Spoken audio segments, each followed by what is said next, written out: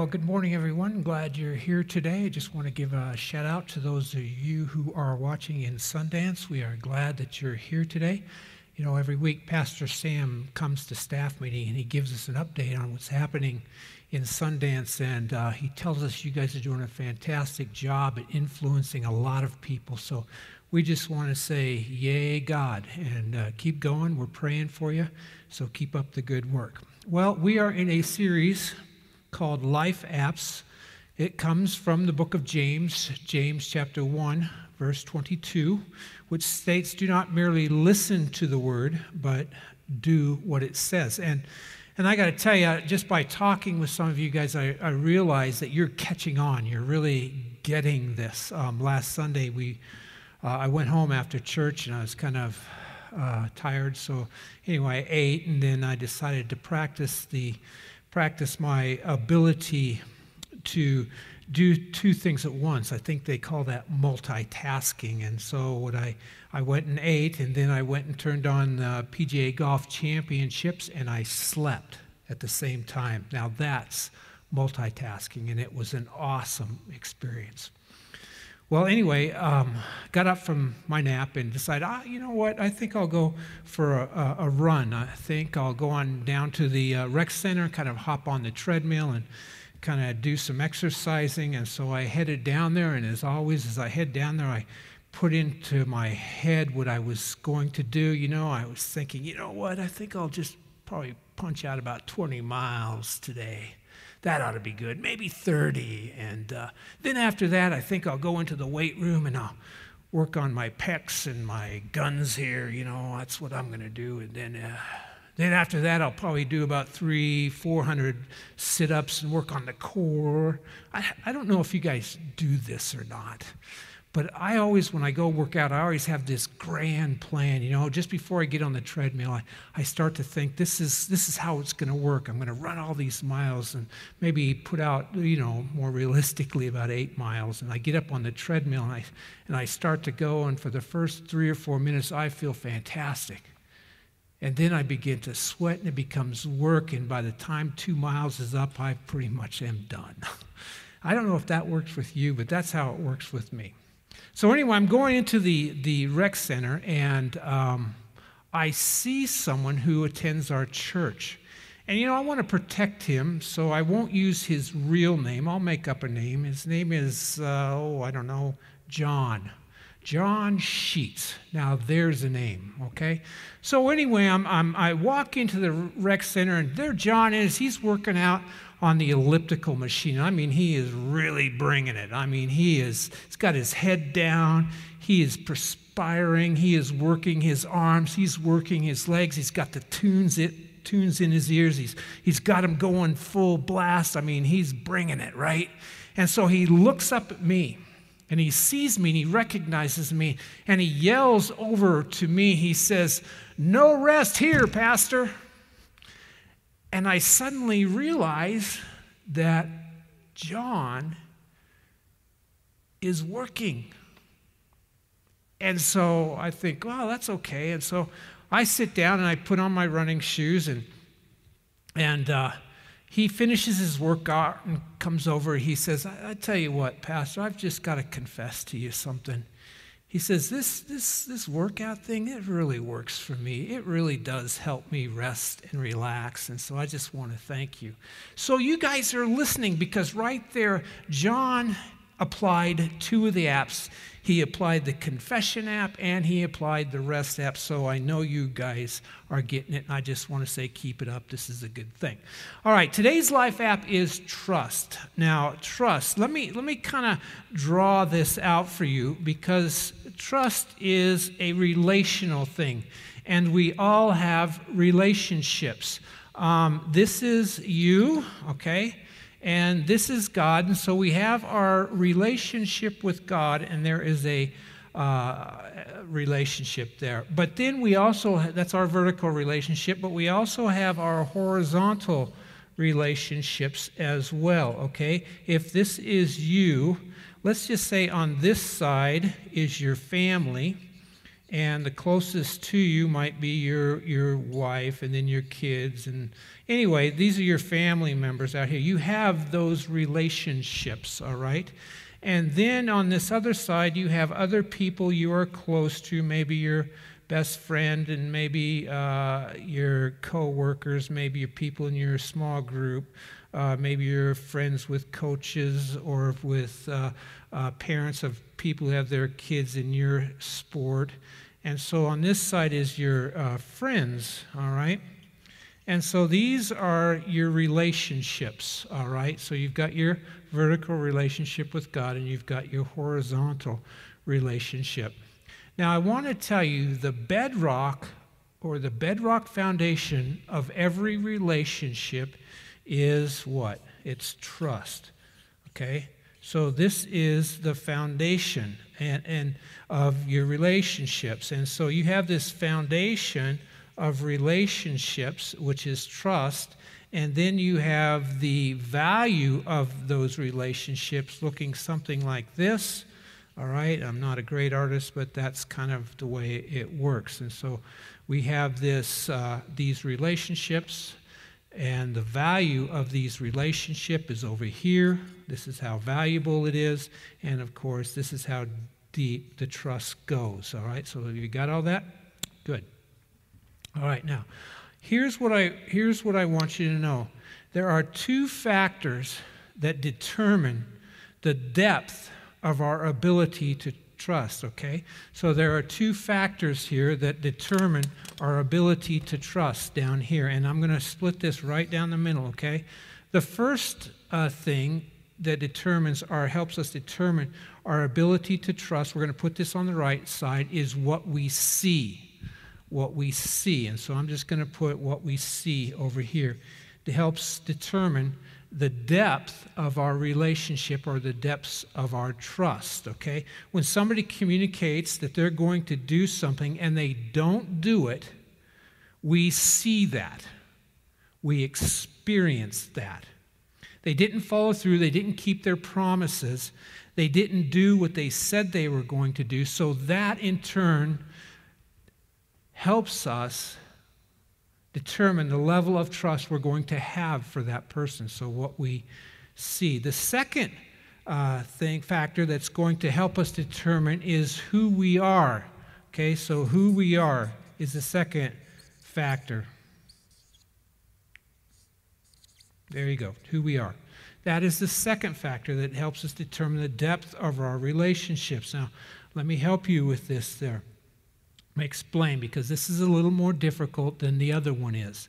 Okay, if you grow up in a home where your parents are constantly making promises to you but are never keeping them, then you begin to learn, it becomes a part of your DNA not to trust people who are in authority over you. If you've had a romantic relationship and you were looking forward to getting engaged, and this individual, in your eyes, your future spouse, came up to you and dumped you, just said, "It's over." And then the next day you saw that person walking along the sidewalk holding hands with another individual, you would have difficulty trusting the opposite sex. It will become part of who you are. You've heard of politicians who promise one thing but continually deliver something else. If you watch and listen to that long enough, you have trouble trusting the government.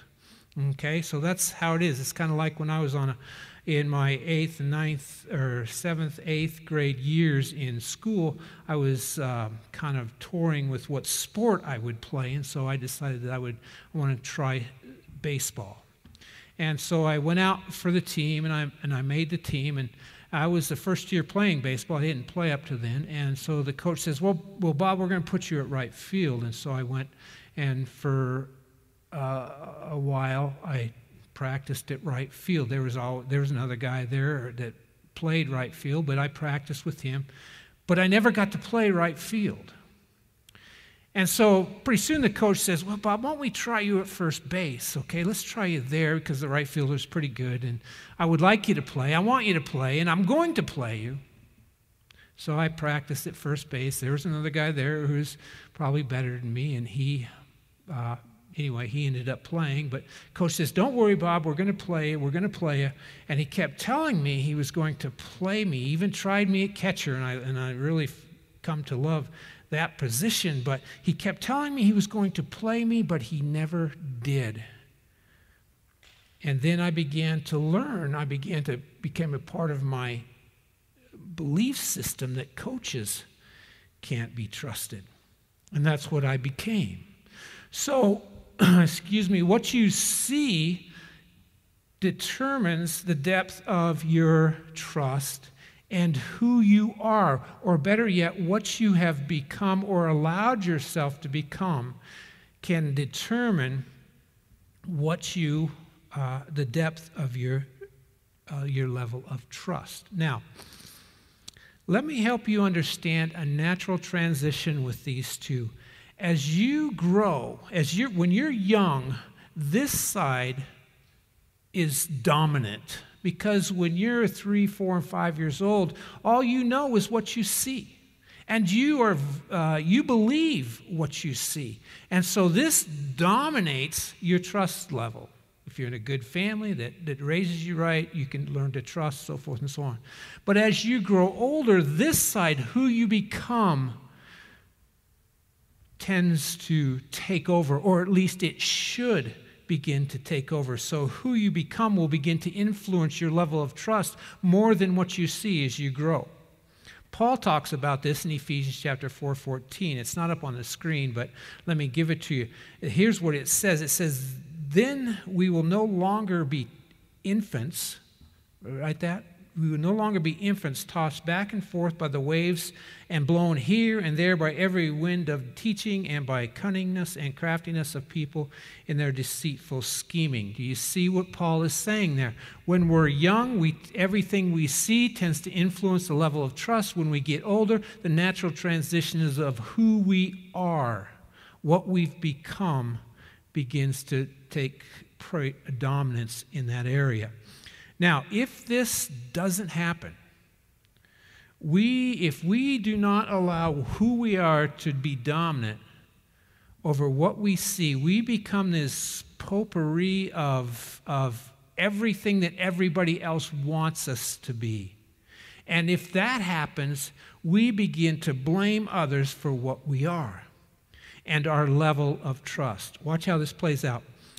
If there is an atmosphere of distrust in your marriage, the relationships become shallow, commitments waver, and unless there's some kind of counseling or some kind of dramatic change, divorce becomes imminent. All right? If there's an atmosphere of mistrust in your workplace because you cannot trust people, okay? If you cannot trust, because this is taking over, if you cannot trust people in your workplace, relationships will break down, commitments will waver, productivity will diminish, scarcity sets in, and someone blames someone, and then that person is fired. Are you beginning to see the importance of our ability to trust and how important it is for this side, who we are, to take over?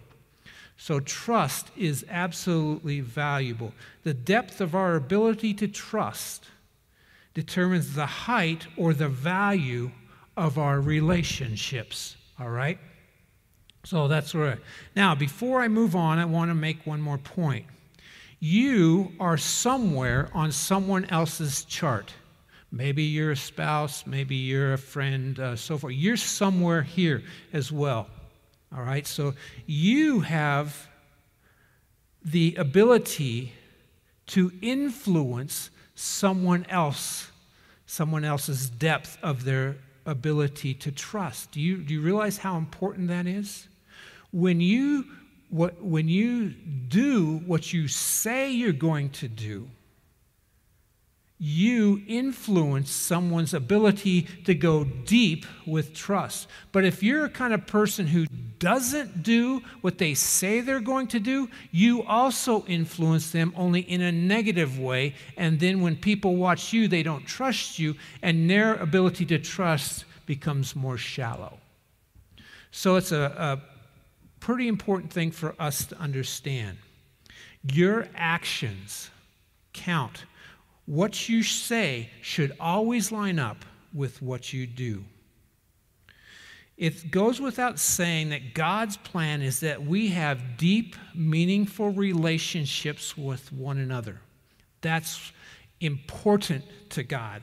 And you may be asking, well, why is that so important? Because the deeper the relationship, the more valuable we feel and the more productive we come. Now watch this. When we trust our friends, our friendship grows deeper and the more meaningful those friendships become. Did you catch that? The more we trust our friends, the deeper the level of our trust for our friends, all right, the more our relationship goes up, the more meaningful that relationship becomes, the more value it becomes. That's why this is important to trust. All right. Terry and Marcia Lloyd are a couple that we came to know in Ohio, in Jackson, Ohio. And in fact, they became such good friends. We actually bought a piece of property from them and lived just down the hill from them. And every weekend, without excuse, they would call us up with no excuse at all and just says, why don't you come up? We're having a bonfire. We're having a fire out back, and let's come on up. And we'll bring some s'mores and stuff like that. And so let's just sit around the fireplace. And that's all we did. We'd come almost every week. We'd come together and we would just talk. They were, I don't know, they were a little older than we were. And, well, eventually the relationship or the church began to get into some difficulty, and boy, as a lead pastor, when the church isn't going as smooth as you would like it to, you begin to blame yourself. And so, Terry and Marcia they listened to me. They just listened, and they didn't spread any rumors. They didn't take what I had said and tell anybody. They just kind of put it in a safe lot, and they just listened to me. And I got to tell you, that relationship, even to this day, is so valuable to me because I could trust them with anything. Who do you have? Who do you know that your relationship is so valuable that you wouldn't give it up for anything? And I want to tell you, if you have someone like that, the reason that's like that is because your trust level has gone deep. In God's kingdom, trust is everything. Well, wait a second, Pastor. What do you mean trust is everything? I thought love was everything. I mean, come on, love the Lord your God with all your heart, with all your soul, with all your mind, and with all your strength, and love your neighbor as yourself. That's got to be the most important thing with God. Well, all right, you brought it up. Let's take a look at that. All right, are you ready for this? I'm not sure you'll like it, but let's look at it. Where division is the epitome of distrust. Okay, you got that? Where division is the epitome of distrust, love is the pinnacle of trust. It's true. It's found in 1 Corinthians. Let me give you the context of Paul is writing this. He's in his home study, and he's writing to the church of Corinthians, whom, by the way, are having relational issues. And so he's writing to them to help them understand how they can overcome some of these relational issues. So he sits down and he wants to help these people understand what love is. And so he begins to write 1 Corinthians chapter 13, verses 4 and 6. It says this: love is patient. Paul says, yeah, that's true. Love is kind. Yeah, that's true too. Love does not envy. Yeah, right again. Love does not boast. It's not proud. It does not honor others. It is not self-seeking. All those, Paul's going, man, these are all true, but So he continues to write, is not easily angered. It keeps no record of wrongs. Yes, that's true. Love does not delight in evil, but rejoices in the truth. Yeah, that's all right. All those things are good things about love. But is that really the essence of love? Does that really tell you what love is? And at this point, I think Paul is just frustrated. He's crying out to God. And Paul, he's sitting at his desk and he's writing these things down. And finally, in frustration, he pushes back from the desk that he's writing and throws his pen down and just raises his hands and says to God, I want to know what love is. I want you to show me. Well, Paul was a foreigner. Anyway, in my world, that's kind of how it works. Paul is just frustrated. He hasn't got it yet, and he cries out to God, please help me understand it. And then God gives it to him. And he takes his pen, and here's what he writes. Love, it always protects, always trusts, always hopes, always perseveres. Always protects, always trusts, always hopes, always persevere. Do you know what Paul is saying here? He is saying that the essence of love is revealed in the term always. You see, love always has this natural bent towards good, towards the positive. Love always bends towards protecting those we love. Love always swings toward trusting those we love. Love always migrates towards hope for those we love. Love always gravitates towards perseverance with those we love. Let me see if I can put this in the context of a relationship. As I said, trust is the foundation of every relationship. So watch this. You move into a city.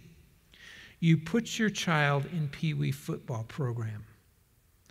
The coach, because doesn't know your son and for other reasons, doesn't play him. Well, your relationship with the coach is minimal at best. And so you gravitate towards frustration and anger. And you sit with the other parents of the kids who are not playing and you grumble about how bad the coach is. But if that coach were your brother and he didn't play your son, you would gravitate towards trust.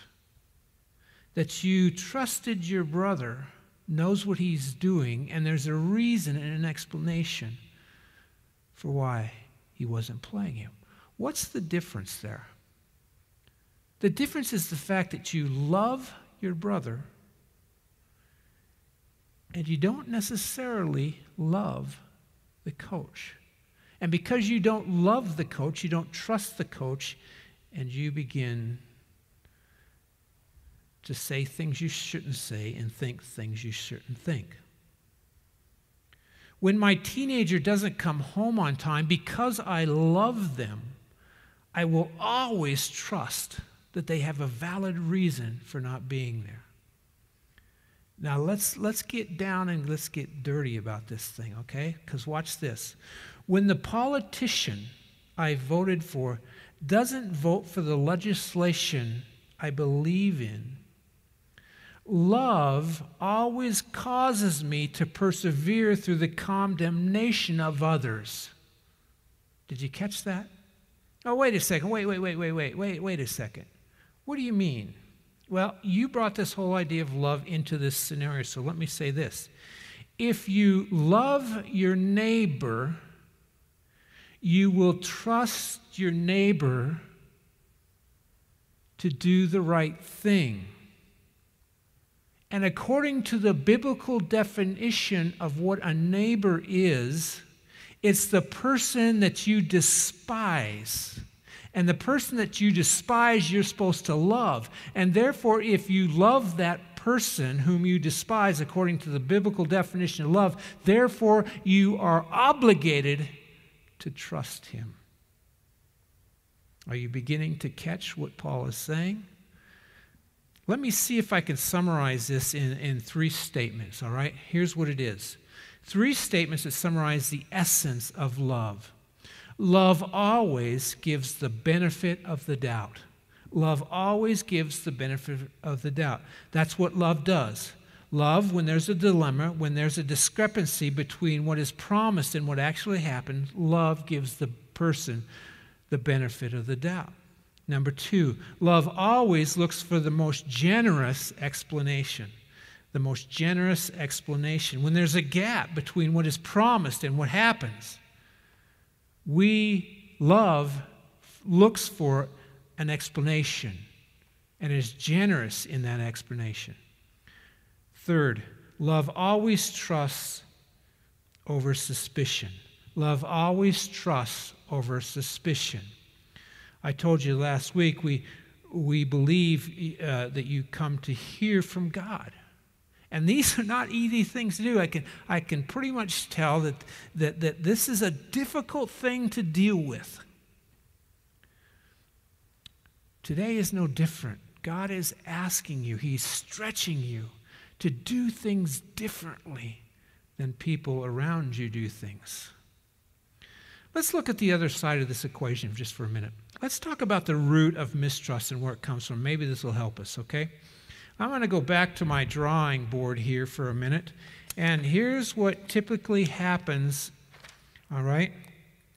We have this relationship. I'll say this relationship is with Bob, okay? And Bob, in every relationship, there are what we call, and this isn't hard, they're called expectations. And this is our expectation, okay? And so this is our expectation, all right? So in every relationship, there are expectations that we have. We expect things from people at work. We expect things from our government, our children. We expect things at home. We expect things from our neighbors, our neighborhood associations, our coaches, our fraternities, our sororities, so forth and so on. There are always expectations. And in that expectation, however, then there are what we call experiences, okay? And so I'm going to draw this. This is the experience. There it is. There's this experience. Okay? The root of distrust happens when there is a gap between what we expect and what we experience. This is called the gap. Okay? And so there's this gap between what we expect and what we experience. And when there is a gap, we tend to blame others for what we put in the gap. Follow my line of thinking here. They said they would be home at 8 o'clock p.m. The garage door opens at 10 o'clock p.m. Because of their behavior, because of their actions, they force me to assume the worst. If you would have been home on time, if you would have just done what you said you were going to do, then I wouldn't have to fill in the gap with the worst case scenario. We tend to blame others for what we put in that gap. But the truth is, the only person that controls what goes in the gap is us. We get to choose. That's why when Paul says love, when love comes into, love bends. Love always puts in the gap, giving those the benefit of the doubt. When there's a gap, it looks towards the most generous explanation. When there's a gap, he chooses to trust over be suspicious. Here's something else you should know. In every relationship, there is gonna be gaps. Every relationship.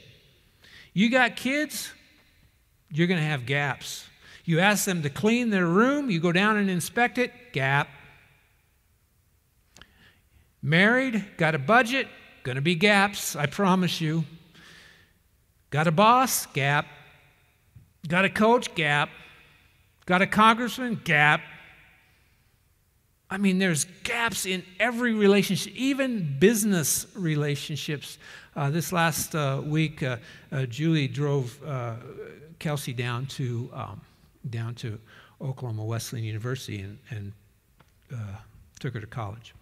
And so she flew back on the plane, and so she was sitting in Denver. She was going to fly to Gillette. I got my pickup a couple hours before she was to land, and I drove to Gillette. I thought I'd just sit down and read and enjoy and relax. And so I got to Gillette. I was sitting there, and Julie calls on the phone and says, well, they've delayed the plane, so I won't be here for another hour. So if you're relaxing, you get to relax a little bit more. And so I did, and another hour passed by, and she calls again and says, well, they're going to delay it some more. They're having some engine trouble with the plane. They're not sure what's going to happen, and so there's going to be more time. And I said, well, Julie, there's a lot of planes from Denver to Rapid. Why don't you ask the company if they'll fly you to Rapid instead? And so she says, yeah, let me try that. And so she hung up, and sure enough, they transferred her to Gillette, or from Gillette to Rapid, and she got on a plane to Rapid. And before she left, she says, just one problem, my luggage is going to Gillette. And they've canceled the flight, so it won't be there till tomorrow morning. And I said, oh, great. So here I am in Gillette. Julie's flying to Rapid. So I called Shelby, told her to go pick up Julie. And I decided to get a motel because it was cheaper to get a motel than waste the gas to come to and from Spearfish. So I went looking for a motel, and sure enough, the lights were on at this motel. And it was a Motel 6 at a national chain. I think, man, this is going to be great. $53 cheaper than I'll get out. And I had this great expectation for what I was going to get in that motel room. And I got to tell you, all I'm going to say is there were plenty of gaps between what I expected and what I got. You see, we have to recognize that there's going to be gaps in every relationship. And if we're not surprised, or if we are surprised, maybe we should change that. Maybe instead of, when we see a gap, filling it full of something negative, maybe we should do something to change it. Wouldn't it be cool if every time there was a gap, we just yelled out gap, right? I mean, wouldn't that be cool? You go check on your son or daughter's room because they said they would clean it up, and you walk in and it's just a disaster, and you just yell out, gap! What would that be like, right? Sitting in a ball game anticipating your son's going to play, and he doesn't play, and you just stand up and yell, gap! You meet a girl, you go on a date, you propose, you get married, you go to your wedding night, gap! Oh, okay, maybe I went a little far in that. But anyway, we shouldn't be surprised when there's a gap in what people say and what we experience. All relationships have gaps. Paul says love is always looking for an opportunity to believe in the best rather than assume the worst. Okay? Believe in the best and always, instead of assuming the worst when the gap comes along. The Countryside staff last weekend got to go to the Willow Creek Global Leadership retreat, and it was a simulcast, and so we got to go to Rapid City, and one of the speakers was Colin Powell, and boy, I've come to admire him. I have such a high appreciation for what this man is and what he represents. Well, he sat down in an interview with Bill Hybels, who's the pastor of Willow Creek, a large, very, very large church, and they're hosting this, and so Bill sat down with him, and he asked a question. He posed a question to Colin Powell. He says this. He says, you've worked for 4 administrations, 4 different presidents. Which of those presidents' administration was the easiest to work for? Which president had the highest atmosphere of productivity, and which one, where the president's administration had the worst? And Colin Powell contemplated that for a minute, and he began to speak about each one of those individual presidents, and he would say each of them had their own. And he would talk highly about this one, then he would talk highly about this one, then he would talk highly about this one, and finally Bill just interrupted him, and he said, you're not going to answer this question, are you? And to which Colin Powell responded, boy, Bill, you catch on pretty quick. I imagine every day Colin Powell gets asked a similar question. Every day he gets a chance to berate, belittle, condemn, and speak negatively about a political administration. And he chooses to fill in the gap with something good rather than something negative. Maybe Colin Powell knows something that we haven't figured out yet. Maybe Colin Powell knows that nothing good comes from filling in the gap with something bad or negative or demeaning. Really, can anything good come from filling in the gap with suspicion or blame or negative? If you fill in the gap with suspicion, you communicate distrust. And and if you don't trust me, then I don't trust you. I reject you. I respond by shutting down or withdrawing from you or blaming you. You don't trust me, and suddenly this relationship begins to blow up.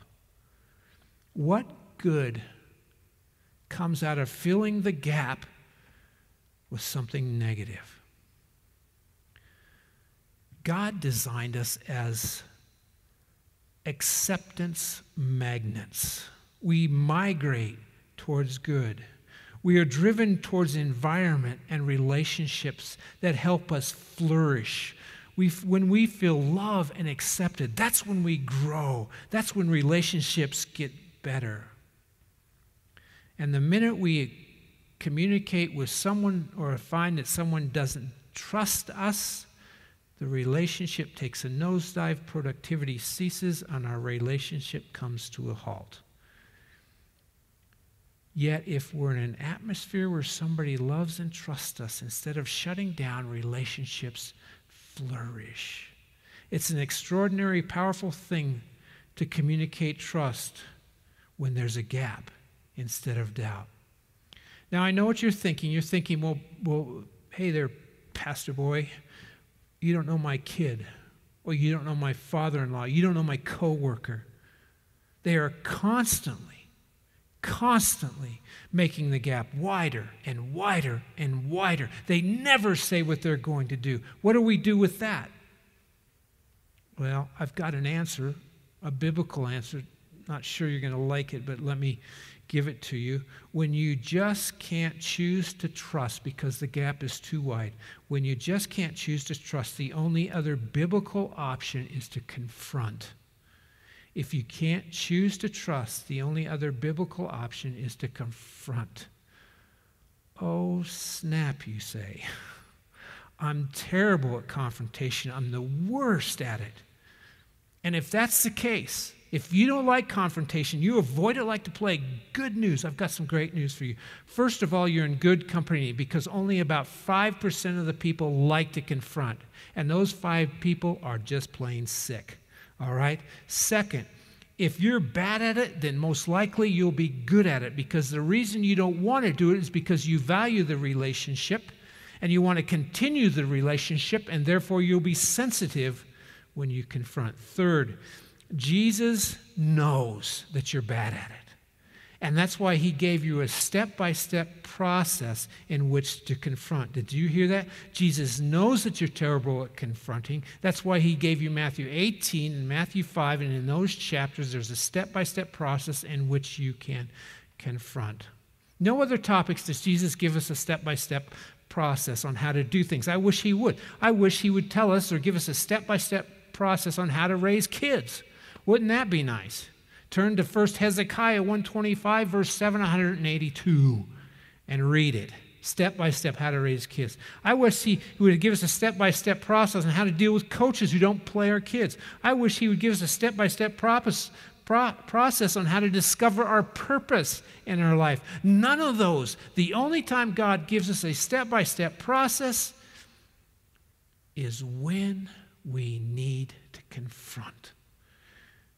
Jesus knows the value of a relationship, and he knows that if there's a moment in which we are to confront, he wants us to do it right, to maintain the relationship and not to blow it up.